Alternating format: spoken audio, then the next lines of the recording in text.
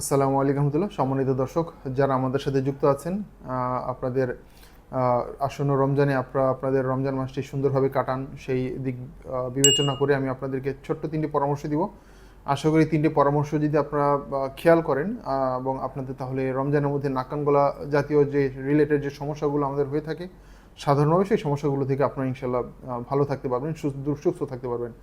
প্রথম পরামর্শ হচ্ছে আমরা ইফতারির সময় প্রচণ্ড রোজা রেখে যে আমরা ঠান্ডা পানি খাই বা বরফযুক্ত পানি খাই বা ফ্রিজের খাবার খাই, যাদের ঠান্ডা রিলেটেড প্রবলেম আছে আমি অনুরোধ করব আপনার ঠান্ডা রিলেটেড প্রবলেম যাদের আছে তারা এই ধরনের ফ্রিজের খাবারটি সরাসরি খাওয়া থেকে বিরত থাকবেন। দ্বিতীয় যে বিষয়টা আমাদের প্রবলেম হয় যে আমরা প্রচুর ভাজা পোড়া খাই।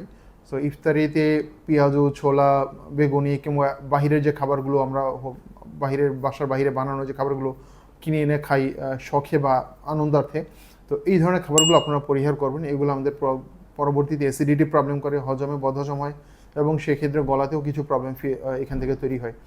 তৃতীয়ত বিষয়টি বলবো সেটা হচ্ছে যে আপনারা পর্যাপ্ত খাবেন, কিন্তু রমজানের মধ্যে সম্পূর্ণ ভরপেটে খাবেন না। বিশেষ করে সেহরির সময় বা আগের রাতে আমরা যে খেয়ে শুয়ে পড়ি, একদম ভরপেটে খেলে এই খাবারটা আমাদের পেটের মধ্যে দীর্ঘক্ষণ থাকে এবং এটা আমাদের পেটের মধ্যে একটা অস্বস্তিকর ভাব তৈরি করে এবং সেই দিক থেকে আমাদের গলাতেও এটার প্রবলেম, এই ফিলিংসটা আমাদের আসে। অনেক সময় মনে হয় যে গলার মধ্যে কিছু আটকে আছে, বেঁধে আছে, বা গলার মধ্যে বা মনে হয় যে গোল গোল কিছু দলা দলা আছে বা কিছু বেঁধে আছে, এরকম মনে হয়। ঢোক গিলতে অস্বস্তি হতে পারে। সো এই জন্য অনেকে আমাদের কাছে আসেন। সো এই 3টি কাজ যদি আপনি অনুসরণ করতে পারেন বা এইগুলো খেয়াল রাখতে পারেন, আশা করি যে ইনশাল্লাহ রমজানের মধ্যে আমাদের যে নাকানগুলো যে প্রবলেমগুলো কমনলি দেখি আমরা, সেই ধরনের প্রবলেম থেকে আপনি ভালো থাকতে পারবেন এবং সুস্থ থেকে ইনশাল্লাহ রমজানের সময়টাকে আপনি পার করতে পারবেন।